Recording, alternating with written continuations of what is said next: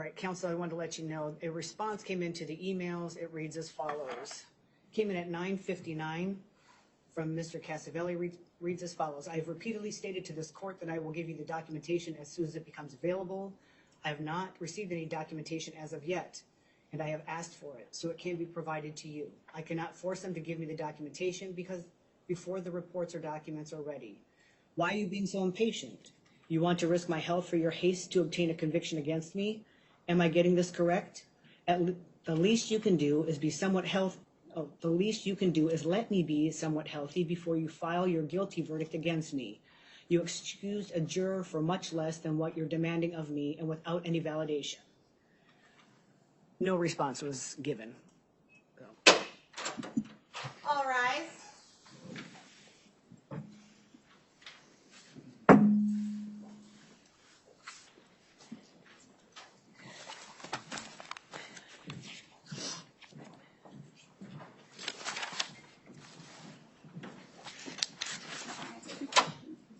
Sure.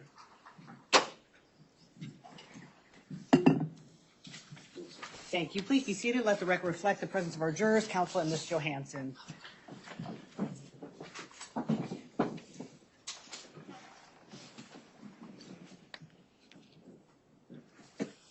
Counsel, would you approach? We have two questions from our jurors.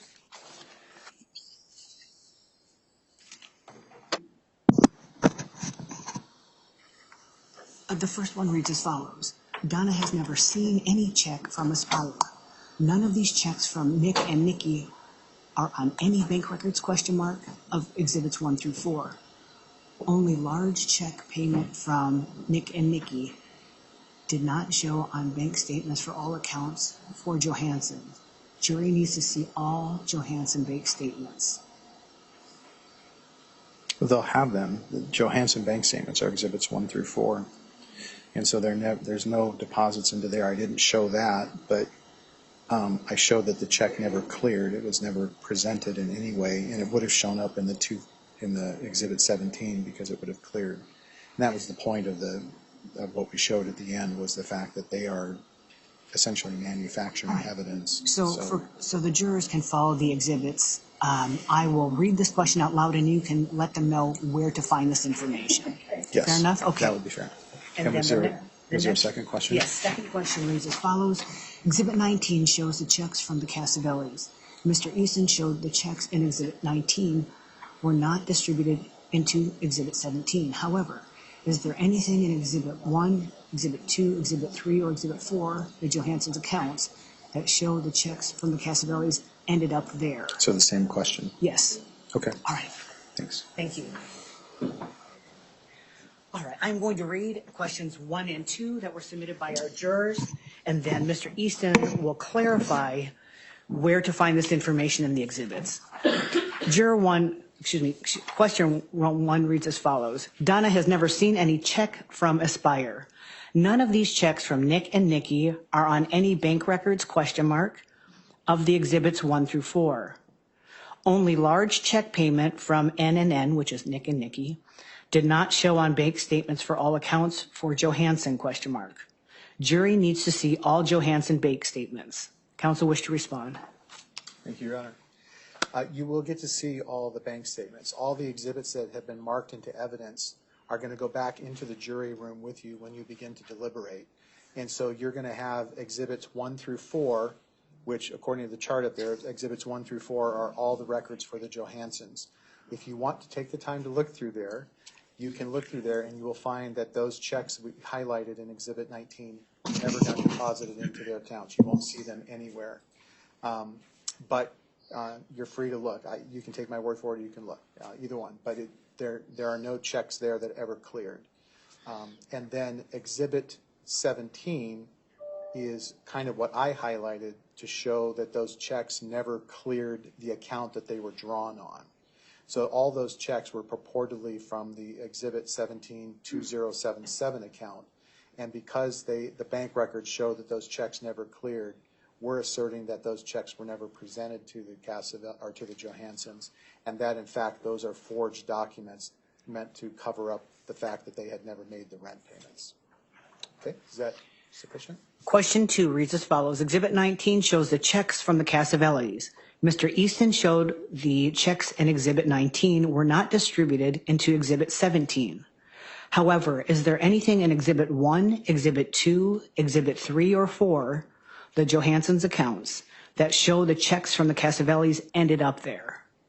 So it seems like those are really kind of the same questions. So yes, so exhibits 1 through 4 are where you can go look to see if the Johanssons did actually receive a check and was deposited into their account. It would show up there. In Exhibit 17, there's two ways to check to see if, well, two ways to verify whether those checks were paid. One, when you look at Exhibit 17, those are the official bank records, you will see that the smaller image of the check that they provided is not in their copy. They never got it. They never reported it. You can also look back on checks that cleared, like on page 1 or page 2 of each statement date. It will indicate what checks cleared, and those checks are never listed as having been presented to clear. So in two places in each statement you would see that. All right. Thank you. Each of you should have found a copy of the final instructions on your seat. We're going to review those at this time.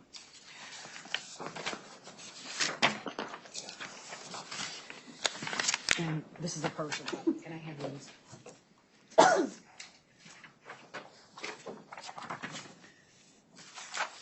Page 1 reads as follows. Duty of jury.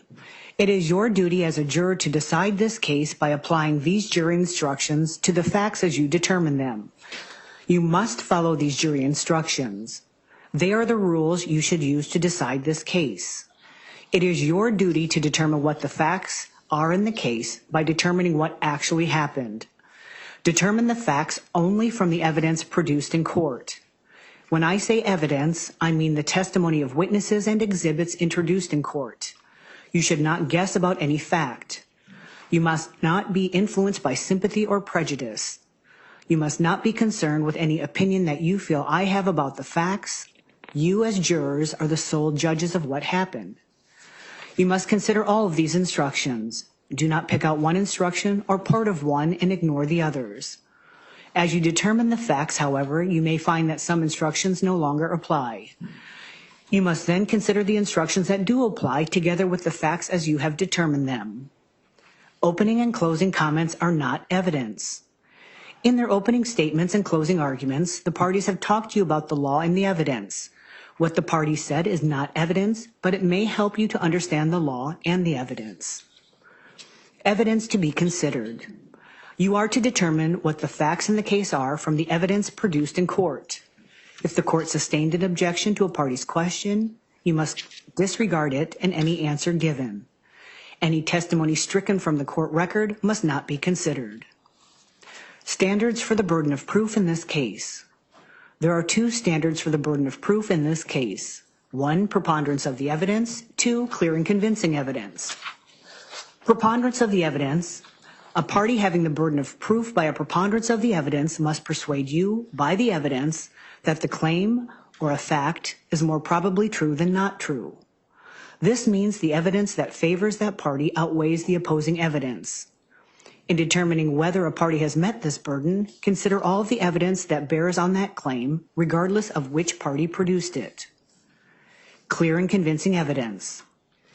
A party having the burden of proof by clear and convincing evidence must persuade you by the evidence that the claim or a fact is highly probable. The standard is higher than the standard of proof by a preponderance of the evidence, but it is lower than standard of proof for proof beyond a reasonable doubt. In determining whether a party has met this burden, consider all the evidence that bears on that claim, regardless of which party produced it. Fraud elements of claim. Plaintiffs claimed that defendants defrauded plaintiffs. To establish this claim, plaintiffs must prove by clear and convincing evidence: 1, defendants made a representation to plaintiffs. 2, the representation was false. 3, the representation was material, which means that it was sufficiently important to influence plaintiffs, reasonable persons' actions. 4, defendants knew that the representation was false. 5, defendants intended that plaintiffs would act upon the representation in the manner reasonably contemplated by defendants. 6, plaintiffs did not know that the representation was false. 7, plaintiffs relied on the truth of the representation. 8, plaintiffs' reliance was reasonable and justified under the circumstances. And 9, as a result, plaintiffs were damaged. Fraud measure of damages. If you find that defendants are liable to plaintiffs on the fraud claim, you must then decide the full amount of money that will reasonably and fairly compensate plaintiffs for damages proved by the evidence to have resulted from defendants' false representation.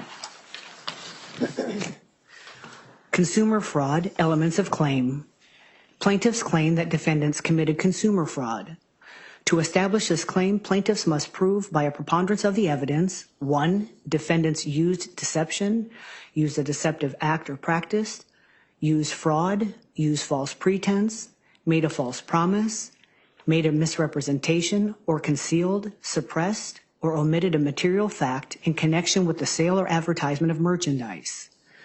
2, defendants intended that others rely upon such deception, deceptive act or practice, fraud, false pretense, false promise, misrepresentation or concealment, suppression and or omission of a material fact.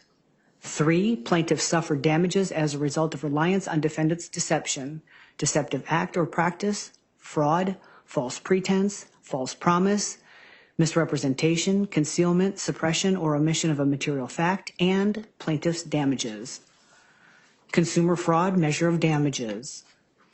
If you find that defendants are liable to plaintiffs on the consumer fraud claim, you must then decide the full amount of money that will reasonably and fairly compensate plaintiffs for damages proved by the evidence to have resulted from defendants' deception, deceptive act or practice, false pretense, false promise, misrepresentation, concealment, suppression, or omission of a material fact. Punitive damages.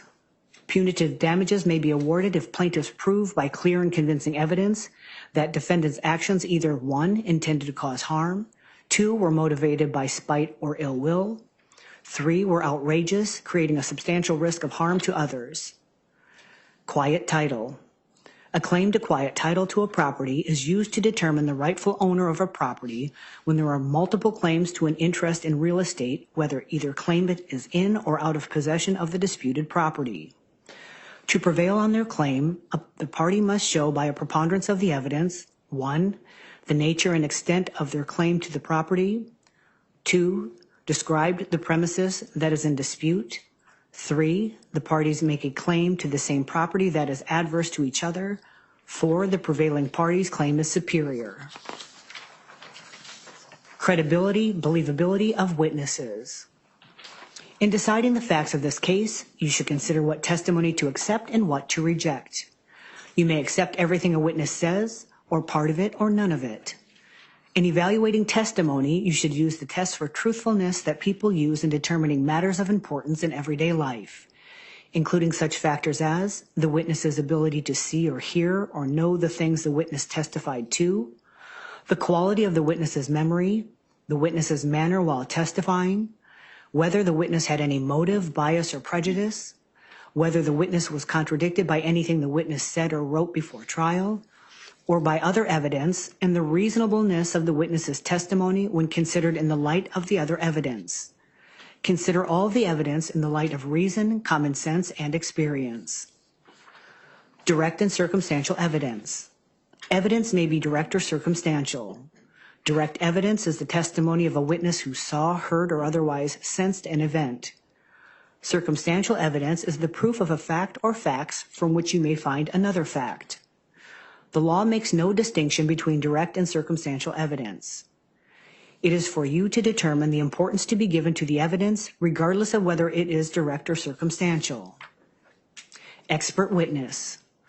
A witness qualified as an expert by education or experience may state opinions on matters in that witness's field of expertise and may also state reasons for those opinions. Expert opinion testimony should be judged just as any other testimony. You are not bound by it. You may accept it or reject it in whole or in part, and you should give it as much credibility and weight as you think it deserves, considering the witness's qualifications and experience, the reasons given for the opinions, and all of the other evidence in the case. It looks like some of the pages are missing from the jurors. It didn't copy correctly in there, so my apologies. I just saw them all kind of looking around. Do you mind if I make another copy? Go ahead, I'll keep reading and then we'll address that. Defendant's absence at trial. You are not to consider or speculate about the defendant's absence from the courtroom. It is not evidence, and you must not consider it in deciding the case. Excused alternate jurors. The law provides for a jury of 8 persons in a case such as this. We have more than 8 jurors so that if a juror becomes ill or has a personal emergency, the trial can continue without that juror. At this time, the clerk will draw the number of an alternate juror by lot in open court. I'll reread it all again, but we're going to do this part of it after you make the copies. I don't know if it was something back there or what, because it copied all together. I don't know. Juror number 2, you are the alternate. Juror number 2, your name has been drawn as an alternate juror. While you will be physically excused from your service as a juror in just a moment, there remains a possibility that you may be called back to deliberate should one of the other jurors be unable to continue. The bailiff will retain your notes for your use if you are called back. The admonition that I gave you at the beginning of the case continues to apply to you. I remind you that you must not do any research or attempt to conduct any type of investigation about the matters involved or the parties, witnesses, attorney, or an individual or corporation related to the case. Do not consult any individuals, newspapers, books, dictionaries, or look for information using any other reference materials. This means that you should not search the internet or use any other electronic tools to obtain information about this case or help you decide the case should you be recalled to deliberate. Do not talk to anyone about the case or about anyone who had anything to do with the case, and do not let anyone talk to you about anything having to do with the case until you have been notified that a verdict has been reached or the jury has been discharged. Particularly if you are not called back, I want to thank you for your service on this jury. And do we have juror number 2? Oh. All right, you're welcome to walk him out. Make sure you get his telephone number, please. Closing instruction. The case is now submitted to you for your decision. When you go to the jury room, you will choose a 4-person. He or she will preside over your deliberations. At least 6 of you must agree on a verdict. If all 8 agree on a verdict, only the 4-person needs to initial and print his or her jury identification number on the line marked 4-person. If 6 or 7 agree on a verdict, all those who agree and only those who agree must initial the verdict on the numbered lines provided, leaving the line marked 4-person blank. Please print your jury identification number next to your initials. You will be given one form of verdict. The verdict form reads as follows.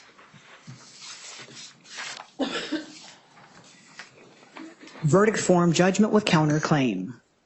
We, the jury, duly impaneled and sworn in the above entitled action upon our oaths, do find in favor of plaintiffs, estate of Gary Johansson and Donna Johansson on the claim of fraud against the defendants Nick Casavelli and Nicolina Castelli. Plaintiffs' estate of Gary Johansson and Donna Johansson on the claim of consumer fraud against defendants Nick Casavelli and Nicolina Castelli. Plaintiffs' estate of Gary Johansson and Donna Johansson on the claim of quiet title against defendants Nick Casavelli and Nicolina Castelli. Defendants Nick Casavelli and Nicolina Castelli on their claim of quiet title against plaintiffs' estate of Gary Johansson and Donna Johansson. That the full damages for plaintiff's estate of Gary Johansson and Donna Johansson to be, and it's a blank line that you fill in, and that the full damages for defendants Nick Casavelli and Nicolina Castelli, blank line for damages, that the plaintiff's estate of Gary Johansson and Donna Johansson, or defendants Nick Casavelli and Nicolina Castelli, circle 1, is the rightful owner of the property located at 10124 West Ironwood Drive, Sun City, Arizona. Note, if the jury finds that a party should receive no amount of money, then put a 0 in the above blank for that party. Jury ID number and initials only. Do not print / sign full name.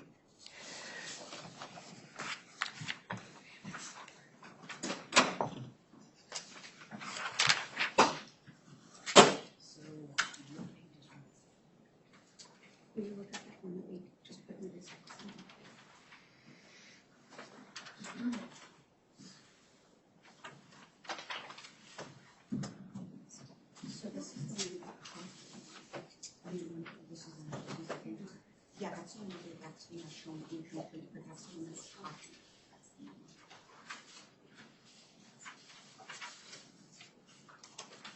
So I have.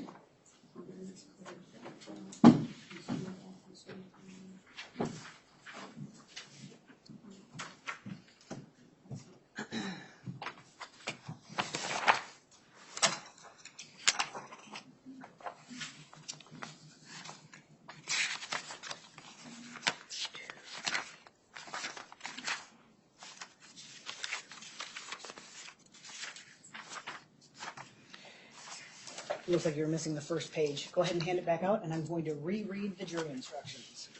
That's the preponderance of evidence. That was the one page that's gone, but we're going to read them from top to I just bottom. wanted to make sure that was the correct page. Correct. Yes, ma'am. Thank you. My apologies.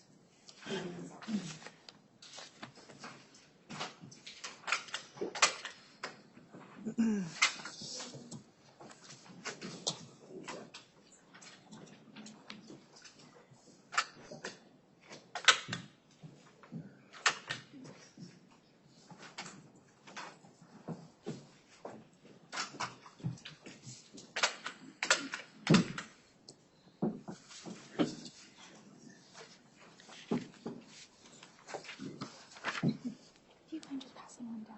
No, do you?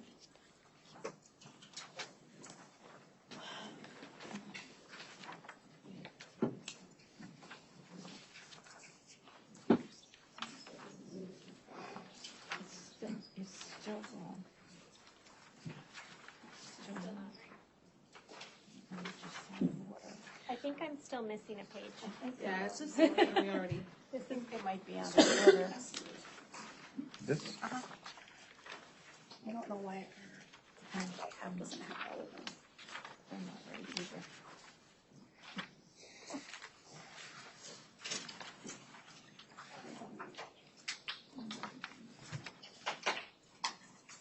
It looked like I didn't have a complete copy, so it's not listed.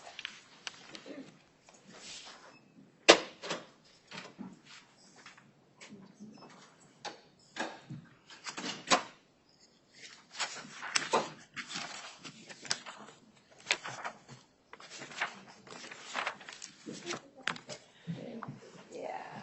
When you get the other version, let me know if you have 6 pages. Okay. Thank you. I think that's page 1, 4, and then the verdict is what we're missing. And you won't have the verdict form. Oh, So you should have 6 pages of instructions. thank you so much.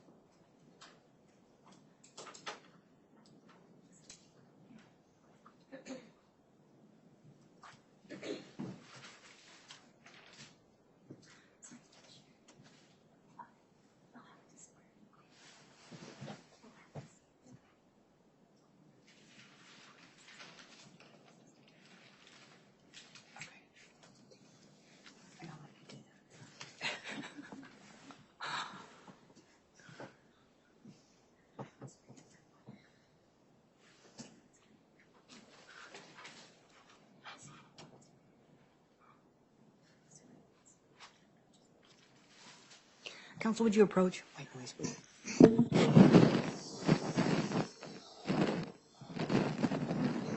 Expected the exact amount, but do you know how long your close might be?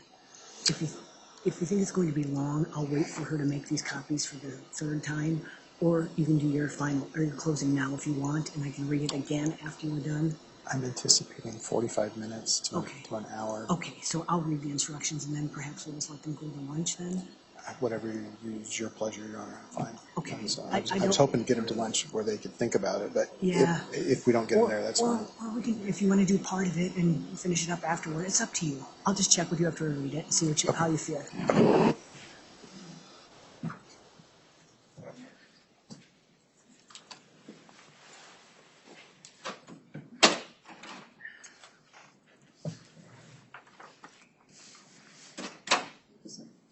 Thank you, ma'am.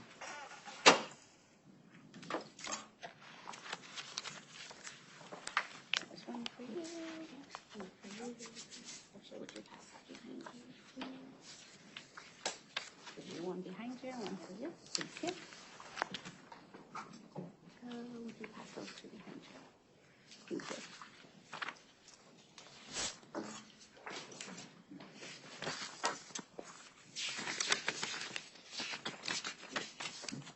Does everyone have 6 pages? Okay. You all heard the instructions once, so now I'm going to do it in Midwest speed. Final jury instructions. Duty of the jury. It is your duty as a juror to decide this case by applying these jury instructions to the facts as you determine them. You must follow these jury instructions. They are the rules you should use to decide this case. It is your duty to determine what the facts are in the case by determining what actually happened. Determine the facts only from the evidence produced in court. When I say evidence, I mean the testimony of witnesses and the exhibits introduced in court. You should not guess about any fact. You must not be influenced by sympathy or prejudice. You must not be concerned with any opinion that you feel I have about the facts. You, as jurors, are the sole judges of what happened. You must consider all of these instructions. Do not pick out one instruction or part of one and ignore the others.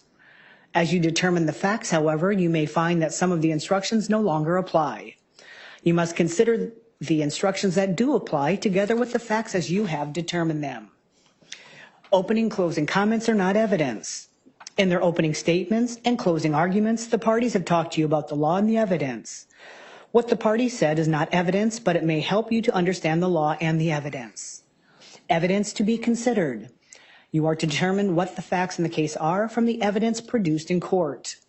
If the court sustained an objection to a party's question, you must disregard it and any answer given. Any testimony stricken from the court record must not be considered. Standards for the burden of proof in this case. There are 2 standards for the burden of proof in this case: preponderance of the evidence, clear and convincing evidence. Preponderance of the evidence. A party having the burden of proof by a preponderance of the evidence must persuade you by the evidence that the claim or a fact is more probably true than not true. This means the evidence that favors that party outweighs the opposing evidence. In determining whether a party has met this burden, consider all the evidence that bears on that claim, regardless of which party produced it. Clear and convincing evidence. A party having the burden of proof by clear and convincing evidence must persuade you by the evidence that the claim or a fact is highly probable. This standard is higher than the standard of proof by a preponderance of the evidence, but is lower than the standard for proof beyond a reasonable doubt. In determining whether a party has met this burden, consider all the evidence that bears on that claim, regardless of which party produced it. Fraud elements of claim. Plaintiffs claim that defendants defrauded plaintiffs. To establish this claim, plaintiffs must prove by clear and convincing evidence: 1, defendants made a representation to plaintiffs; 2, the representation was false; 3, the representation was material, which means that it was sufficiently important to influence plaintiff's reasonable person's actions. Defendants knew that the representation was false. Defendants intended that plaintiffs would act upon the representation in the manner reasonably contemplated by defendants. 6, plaintiffs did not know that the representation was false. 7, plaintiffs relied on the truth of the representation. 8, plaintiffs' reliance was reasonable and justified under the circumstances. And 9, as a result, plaintiffs were damaged. Fraud, measure of damages. If you find that defendants are liable to plaintiffs on the fraud claim, you must then decide the full amount of money that will reasonably and fairly compensate plaintiffs for damages proved by the evidence to have resulted from defendants' false representation. Consumer fraud, elements of claim. Plaintiffs claim that defendants committed consumer fraud. To establish this claim, plaintiffs must prove by a preponderance of the evidence, 1, defendants used deception, used a deceptive act or practice, used fraud, used false pretense, made a false promise, made a misrepresentation, or concealed, suppressed, or admitted a material fact in connection with the sale or advertisement of merchandise. 2, defendants intended that others rely upon such deception, deceptive act or practice, fraud, false pretense, false promise, misrepresentation or concealment, suppression and/or omission of a material fact. 3, plaintiffs suffered damages as a result of reliance on defendant's deception, deceptive act or practice, fraud, false pretense, false promise, misrepresentation, concealment, suppression, or omission of a material fact, and plaintiff's damages. Consumer fraud measure of damages. If you find that defendants are liable to plaintiffs on consumer fraud claim, you must then decide the full amount of money that will reasonably and fairly compensate plaintiffs for damages proved by the evidence to have resulted from defendant's deception, deceptive act or practice, fraud, false pretense, false promise, misrepresentation, concealment, suppression or omission of a material fact. Punitive damages. Punitive damages may be awarded if plaintiffs prove by clear and convincing evidence that defendants' actions either 1, intended to cause harm, 2, were motivated by spite or ill will, or 3, were outrageous, creating a substantial risk of harm to others. Quiet title. A claim to quiet title to a property is used to determine the rightful owner of a property when there are multiple claims to an interest in real estate, whether either claimant is in or out of possession of the disputed property. To prevail on their claim, the party must show by a preponderance of the evidence, 1, the nature and extent of their claim to the property, 2, describe the premises that is in dispute, 3, the parties make a claim to the same property that is adverse to each other, 4, the prevailing party's claim is superior. Credibility, believability of witnesses. In deciding the facts of this case, you should consider what testimony to accept and what to reject. You may accept everything a witness says, or part of it, or none of it. In evaluating testimony, you should use the tests for truthfulness that people use in determining matters of importance in everyday life, including such factors as the witness's ability to see or hear or know the things the witness testified to, the quality of the witness's memory, the witness's manner while testifying, whether the witness had any motive, bias, or prejudice, whether the witness was contradicted by anything the witness said or wrote before trial, or by other evidence, and the reasonableness of the witness's testimony when considered in the light of the other evidence. Consider all of the evidence in the light of reason, common sense, and experience. Direct and circumstantial evidence. Evidence may be direct or circumstantial. Direct evidence is the testimony of a witness who saw, heard, or otherwise sensed an event. Circumstantial evidence is the proof of a fact or facts from which you may find another fact. The law makes no distinction between direct and circumstantial evidence. It is for you to determine the importance to be given to the evidence regardless of whether it is direct or circumstantial. Expert witness. A witness qualified as an expert by education or experience may state opinions on matters in that witness's field of expertise and may also state reasons for those opinions. Expert opinion testimony should be judged just as any other testimony. You are not bound by it. You may accept it or reject it in whole or in part, and you should give it as much credibility and weight as you think it deserves, considering the witness's qualifications and experience, the reasons given for the opinions, and all the other evidence in the case. Defendant's absence at trial. You are not to consider or speculate about the defendant's absence from the courtroom. It is not evidence, and you must not consider it in deciding the case. I'm not going to read the excused alternate juror. He's already been excused, number 2. Closing instruction. The case is now submitted to you for your decision. When you go to the jury room, you will choose a foreperson. He or she will preside over your deliberations. At least 6 of you must agree on a verdict. If all 8 agree on a verdict, only the foreperson needs to initial and print his or her jury identification number on the line marked foreperson. If 6 or 7 agree on a verdict, all those who agree and only those who agree must initial the verdict on the numbered lines provided, leaving the line marked foreperson blank. Please print your jury identification number next to your initials. You will be given one form of verdict. The verdict form reads as follows, and we don't give that to you because there's only one form, and that goes to the clerk after your deliberations. It reads as follows. Verdict form, judgment with counterclaim. We, the jury, duly impaneled and sworn in the above entitled action upon our oaths, do find in favor of plaintiffs' estate of Gary Johansson and Donna Johansson on the claim of fraud against defendants Nick Casavelli and Nicolina Castelli. Plaintiffs' estate of Gary Johansson and Donna Johansson on the claim of consumer fraud against defendants Nick Casavelli and Nicolina Castelli. Plaintiffs' estate of Gary Johansson and Donna Johansson on the claim of quiet title against defendants Nick Casavelli and Nicolina Castelli. Defendants Nick Casavelli and Nicolina Castelli on their claim of quiet title against plaintiffs' estate of Gary Johansson and Donna Johansson. That the full damages for plaintiffs' estate of Gary Johansson and Donna Johansson to be, and there's a line for a dollar amount, and that the full damages for the defendants Nick Casavelli and Nicolina Castelli, a line for a dollar amount. That the plaintiff's estate of Gary Johansson and Donna Johansson, or defendants Nick Casavelli and Nicolina Castelli, Circle 1, is the rightful owner of the property located at 10124 West Ironwood Drive, Sun City, Arizona. Note, if the jury finds that a party should receive no amount of money, then put a 0 in the above blank for that party.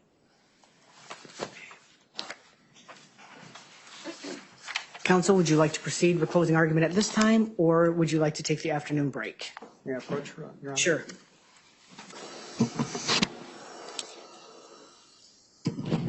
I failed to ask if any exhibits had been tendered but not moved into evidence, and I didn't know. The only one that was admitted today was 19. Mhm. Yeah, I just wanted to make sure everything else was in. Everything else was admitted, yep. So And they have it as well. So Okay, our just numbers do- match, you bet. And how would you like to proceed? I What's said get started, go to a meeting, you might as well use some time, and they can take it. I'll take your advice. Sounds good. All right. All right. Ladies and gentlemen of the jury, at this time, counsel is going to make his closing argument. Counsel, you may proceed. Thank you, Your Honor. And thank you to the jury for bearing with us through a lot of documentation, and thank you for being here today to hear us as we hopefully wrap up. If we could display the screen, please.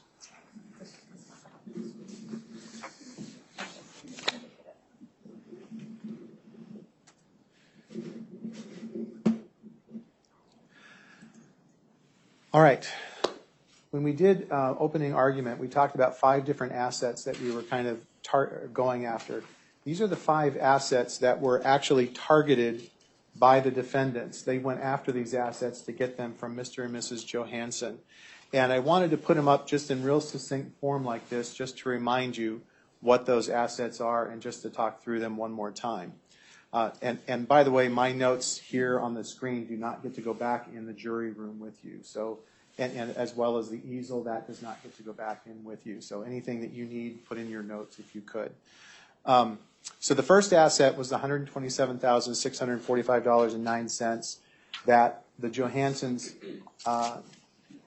gave to the Casavellis, the defendants, believing that the defendants were going to hold that for them so they could get it back anytime they wanted. The whole reason that the Johanssons turned over that money to them was to protect it from the potential of a nephew trying to come after them to get it back.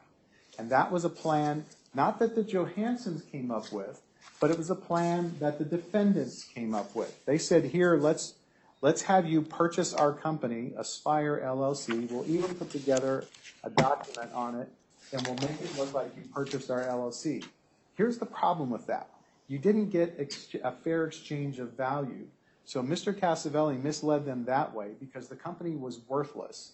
I think we're going to see a bank statement here that shows on the date of the transfer that Aspire LLC had 96 cents in its account. That is it. That is all that they got for that.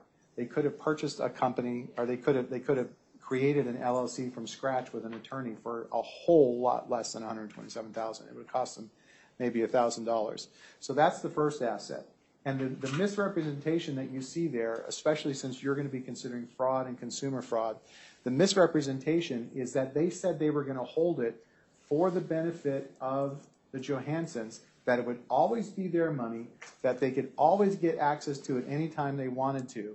And so they misled them into turning that money over. They misled them into signing the purchase agreement. That's fraud. That's exactly what fraud is. They're deceiving them. The next asset we're going to talk about is the house located at 10124 West Ironwood Drive in Sun City, Arizona. This was a house that was one of the rentals. It's the rental property that the defendants are currently residing in. They mixed in the second page of a quitclaim deed in with some other documents that the Johanssons were signing that day. Didn't explain it to them. That's fraud. That's a misrepresentation because you're omitting. Omission is as much a misstatement of the truth as actively lying under the fraud elements. So they omitted to tell the Johanssons what they were signing. They omitted explaining what it meant. They omitted even telling them that there was a deed involved anywhere in that documentation. And then when they received back the signed second page, they omitted to tell the Johanssons again about what they had signed. And then they sat on it for 3 months, from March 30th until July 3rd. They sat on that deed and did not record it. They waited until the Johanssons left town and were back in Minnesota, I believe.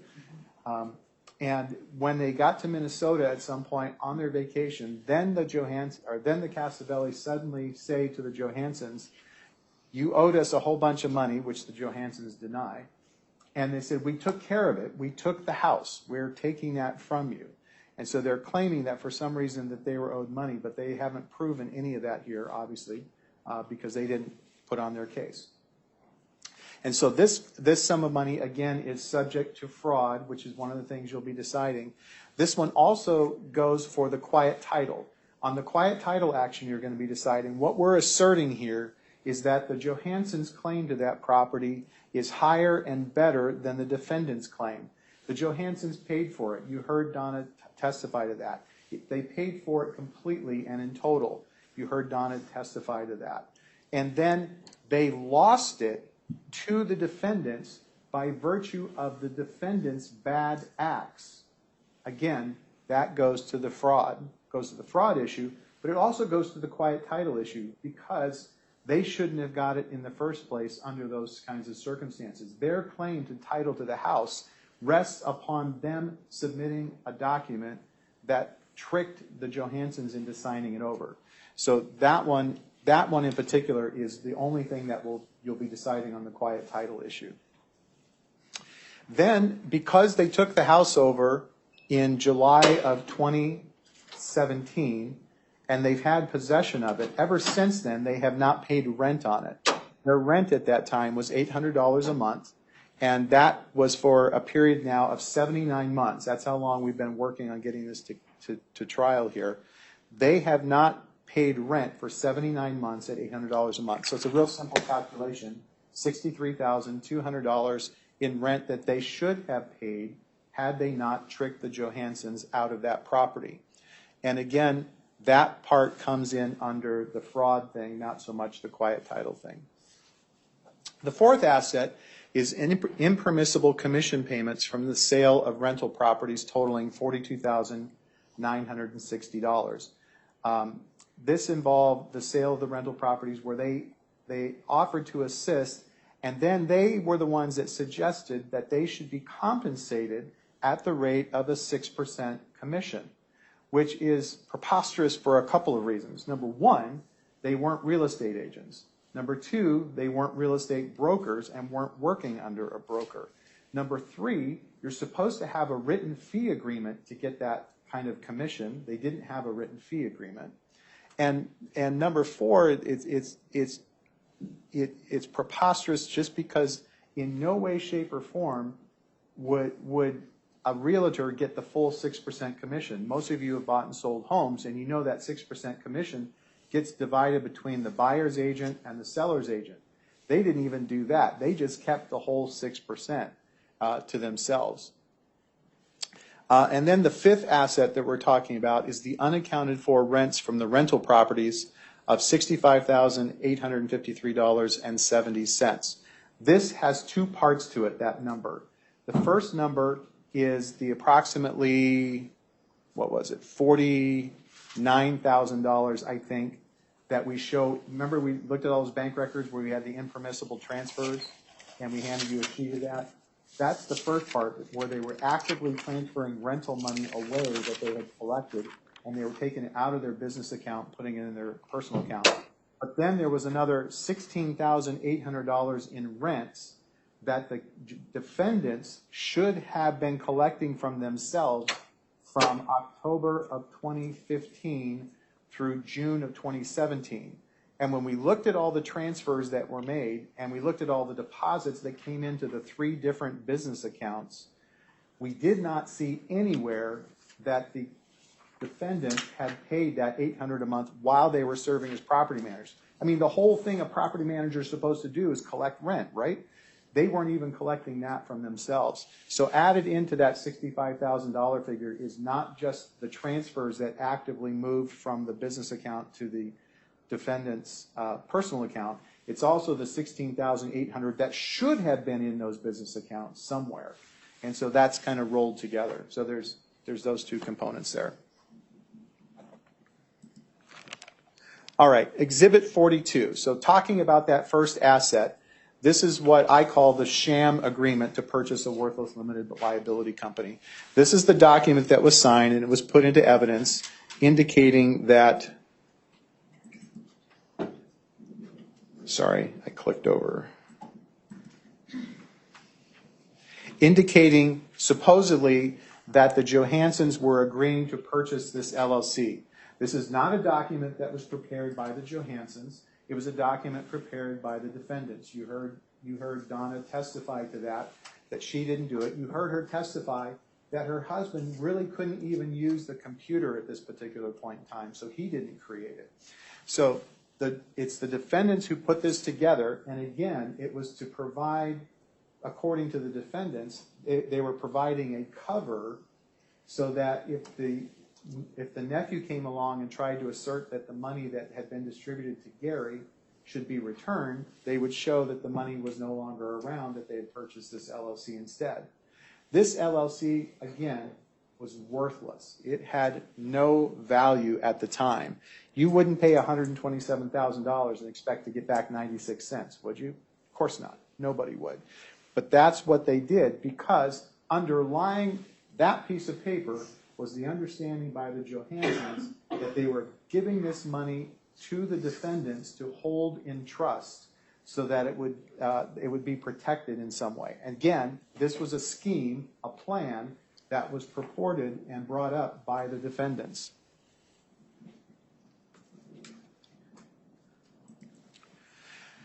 This document here is exhibit number 17, and you'll see the Bates label on it is JOH 1332. So that's going to be, and I'm going to trip on this, I'm sure.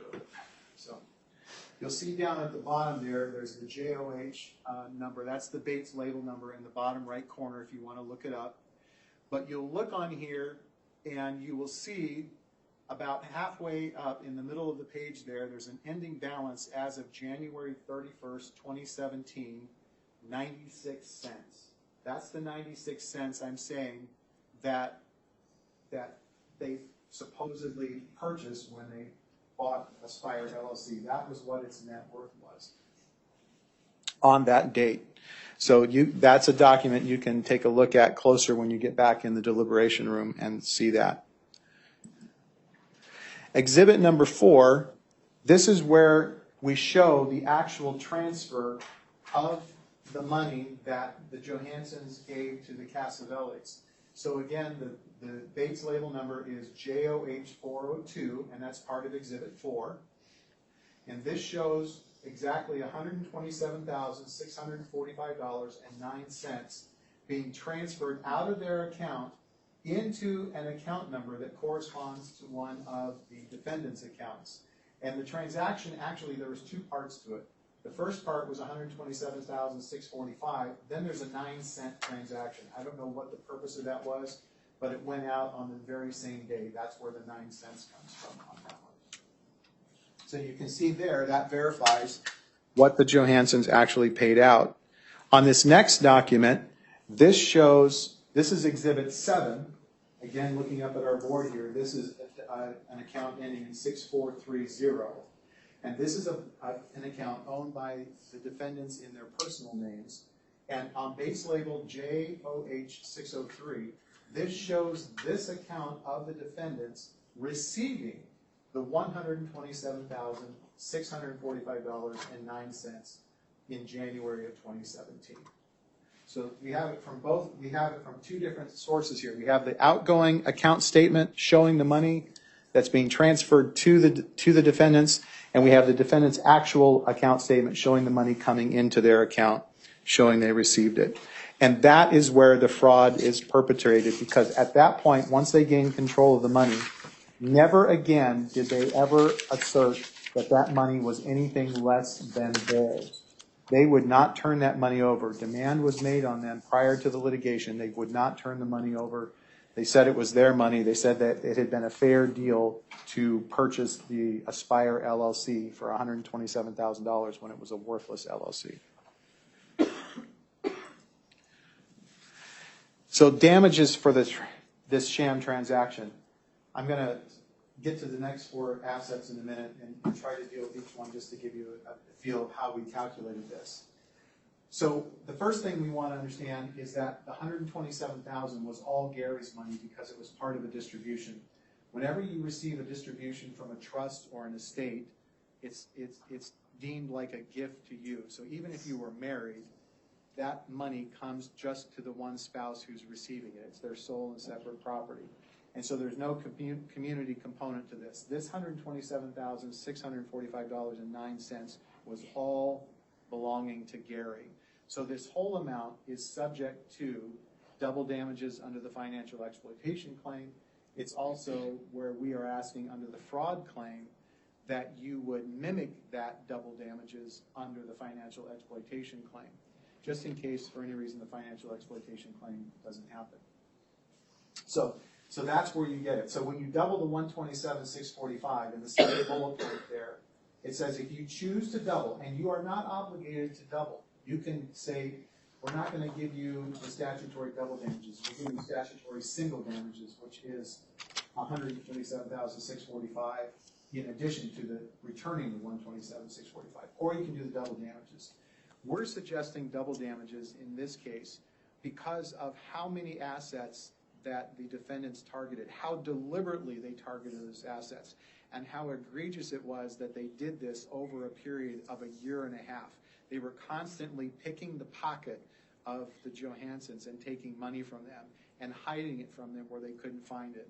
And then it took a lengthy amount of time during these proceedings to get us to this place where we could ask you about what should happen in this case.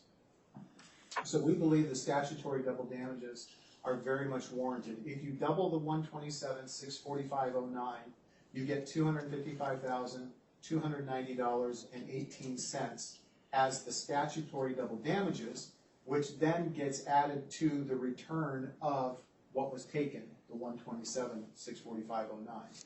And under the fraud and consumer fraud, or under the fraud and the consumer fraud claims, we're asking that you would use the punitive damages portion there to basically mimic what we're asking for here. So we're asking really for no punitive damages for anything for Donna's half on, and she doesn't have a half on this, but on the other things, we're not asking for anything to mimic that. We're just saying mimic what's going on with the financial exploitation claim, because that's provided for in the statute.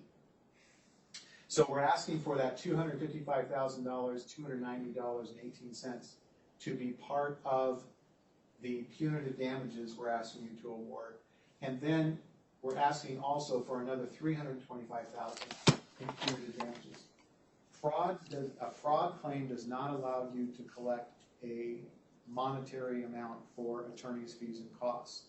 But I will tell you that to make Donna and Gary whole, that $325,000 is what they need in additional to offset the costs of this litigation. I'm not asking you to make an attorney fee award. I'm asking you to make a punitive award that kind of mimics that, is what I'm suggesting here. And the judge will tell you if I'm improper in any way in suggesting that to you. And if I am, I apologize. But that's where we see the way that we can make them whole. Punitive damages are generally the idea that we're going to assess extra monetary amounts against a person to punish them because what they did was wrong. And it was so wrong that it warrants that extra award. And so for the fraud claim, that's what we're asking you to do. And I can't do the math on my head on that, but that's roughly about $580,000 total if you total those two amounts together. And then in the damages under the breach of fiduciary duty claim, fiduciary duty is not something that you will be considering. So I'm going to turn and talk to the commissioner.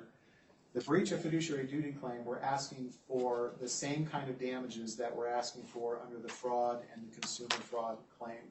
The breach of fiduciary duty here is incredibly evident. They were operating under a power of attorney from clear back into 2015. And it was during that time, all the way from 2015 until they resigned in, I think, December of 2018, they were operating under some kind of power of attorney. And because of that, they were constantly, and because they were constantly stealing from the Johanssons, they were breaching their fiduciary obligations that they owed to them under those powers of attorney. And so we're asking that the house be, or that the $127,645.09 be returned to them as a breach of their fiduciary obligation to tell the Johanssons that what they were doing was not in their best interest and that they were being taken advantage of by them. They had an obligation to tell them that, and they did not do that. And then we asked for pre- and post-judgment interest on the actual damages. So that's pre- and post-judgment on actual damages, not on statutory damages, not on punitive damages. And that's the case law on that, Your Honor, is cited there, Alta Vista Plaza versus Insulatino Specialist Company, 919 P2D 176, Arizona Court of Appeals, 1995. Just so you get an idea of the property that we're talking about, this is 10124 West Ironwood Drive. This is the house that was deceptively taken by the defendants. So this is the second asset we're going to talk about now. This is where the Casavellis, the defendants, currently live. And this is the property that the Johanssons owned as one of their rental properties until it was deceptively taken by the defendants. When you look at Exhibit 58, this is page 2 of the quitclaim deed. And I want you to look carefully at this one, if you would. Nowhere on this document, on page 2, nowhere does it say warranty deed. Nowhere does it say special warranty deed. Nowhere does it say deed of any kind. There's nothing on here that indicates to the Johanssons that this is something that's going to give away their house. And this is all that was presented to the Johanssons by the defendants when they shuffled it in with some other papers. So the Johanssons believed that this was something that related to something else, had no idea whatsoever that this was something that was going to transfer their house away from them. And so they signed it. You can see the only things on here are the signature page. You have Gary Johansson's signature on the left, Donna's on the right, and then they handwrite their name in, and they print it, and then list their address. And then it's notarized by Jason Tosterud. You heard the testimony of Jason. He came in here. And he told us that this document was not recorded separately in his notary journal because he didn't understand it even to be part of a quitclaim deed. So that's where, again, the deception comes in on the fraud portion here, is that they purposely slipped this in and provided it to them without explanation. It also goes to the breach of fiduciary duty, Your Honor, because they had an obligation under their fiduciary duty to explain where this went. So that's what's happening. Now look at the difference between this. Now if you only saw page 2, you wouldn't know what's going on. But when you see page 1, what does it say right there at the top? It says Arizona quitclaim deed. And here is where, if they had presented this document, this page 1, along with page 2, Gary and Donna would have known exactly what they were looking at. They would have known exactly what the import of that was. And then they could make an informed decision about whether to sign it or not. As it was, they didn't get this page. They got page 2, had no idea what they were signing, didn't have any understanding what it meant. So when they returned it to the Casavellis, they were not delivering a complete document. They were only delivering page 2. There is a nuance under Arizona law which says that a deed to a property, when it's signed, becomes effective not when you record it, but when you deliver it to the person who's going to be receiving it. That's kind of a nuance, a quirk under Arizona law. Most of us think that our houses get conveyed to us when it gets recorded. It actually gets conveyed to us when the document is signed by the seller and they hand the deed to you. Mr. and Mrs. Johansson never delivered page 1. And even if you argue that page 2 was delivered, it was not a knowing or intentional delivery because they didn't know what it was. If you're giving something away and you don't know what it is, you're not giving away something knowingly and intentionally without knowing the substance of what's happening. So this, again, feeds into the fraud that was perpetrated upon the Johanssons, and again, why we're asking for the statutory double damages and the punitive damages.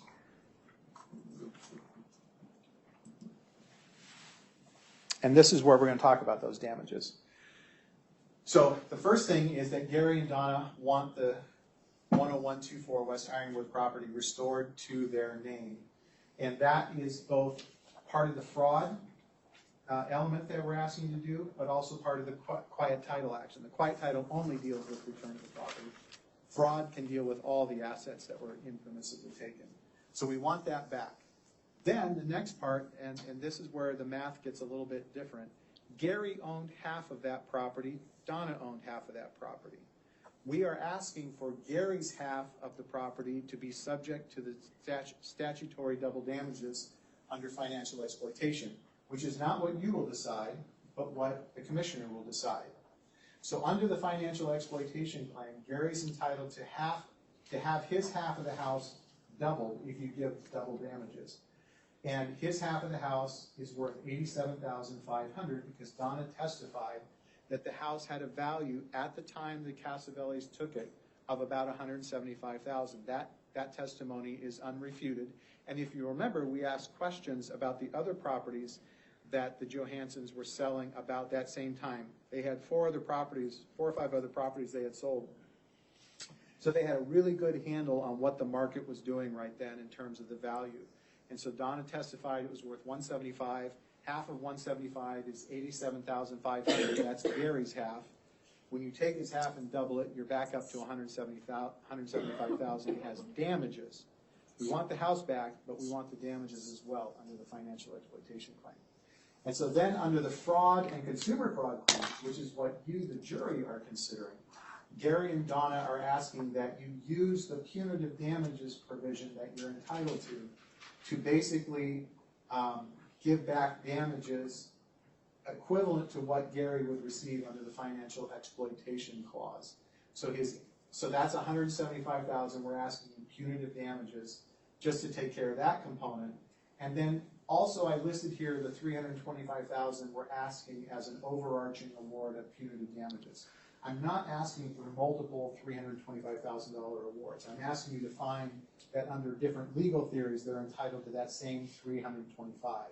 So if you give me 2 or 3, if you find for us on fraud and consumer fraud, and say we get $325,000 under either theory, we're not going to go for $650,000. We're just going to go for $325,000. Does that make sense? Okay. And then finally, Your Honor, under the breach of fiduciary duty claim, and this would also be pursuant to the undue influence claim, as well as the previous one we talked about with the $127,000. Under breach of fiduciary duty and undue influence claim, we're seeking the same kind of damages as they seek under the fraud and consumer fraud claims listed here. And I think I'm going to probably hit financial exploitation and undue influence in a couple more slides here. So I might be repeating myself. I hope I don't do that. Third asset, loss of rental income after the defendants took the Ironwood property. So this is going to be July, the time frame on this is July 2017 through January of 2024. For all that time, that comes out to 79 months. For that whole period of time, The Johanssons have not had that $800 a month income. So we are asking for that $800 a month income to be repaid by the defendants for improperly not paying rent. They should, they think, if they want to be in the house, they should have paid rent for it, they shouldn't have stolen it. But because they stole it by the false quitclaim deed, we're asking for them to pay the fair market value of the rent. And actually, this is below market value, because the rents went up in that area, and so one of the houses that's very similar to this is now renting for $1,500 a month that Donna has. We're just asking for $800 a month straight across for 79 months. We don't want to overreach. We want to make sure we're being as fair as possible. 79 times $800 a month equals $63,200, representing the rents that plaintiffs lost because the defendants took title to that. And then if you want to see some of those rental payments, if you want to look at those checks up close, see Exhibit 15, proving the amount that the defendants paid each month. It'll prove the $800 a month amount that they were paying in Exhibit 15. And then there's several page numbers there, JOH 1058, 1063, 69, 1078. Those are places where you will see actually checks coming from their personal accounts paying that. And those all are checks that were paid up through September of 2015, and then you won't see any more checks from them. And it's October 15 on that they quit paying the rental income that they should have paid. This screen only shows the rent payments from July 2017 when they took title to the house by recording it, recording at the recorder's office. Your Honor, I'm looking at the time. So. Ladies and gentlemen of the jury, thank you for your time and attention this morning. We're going to break for our lunch. Please remember the admonition. When we return from lunch, counsel will complete his closing statement. All rise.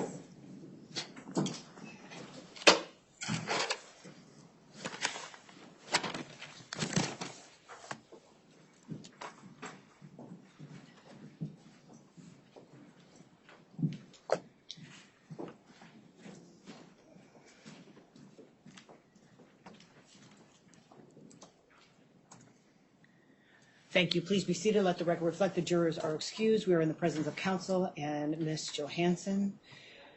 We did receive another email from Mr. Casavelli at 11:28 a.m. It reads as follows.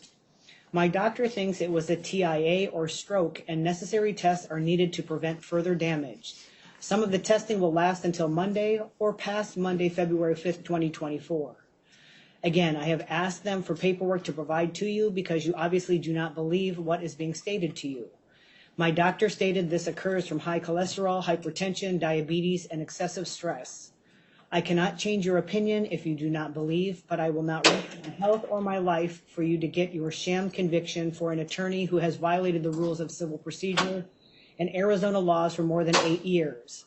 The medical proof will be available when the medical providers give it. Attempting to move forward at this time with a severe medical condition would put us at a severe disadvantage in defending against the frivolous claims this court intends to find us guilty. Let the record reflect the defendants have not tried to join us on Teams, nor have we received any medical documentation or the appointment times as I've requested in the email. Counsel, anything additional for the record at this time? No, Your Honor. All right, thank you. We're adjourned for lunch.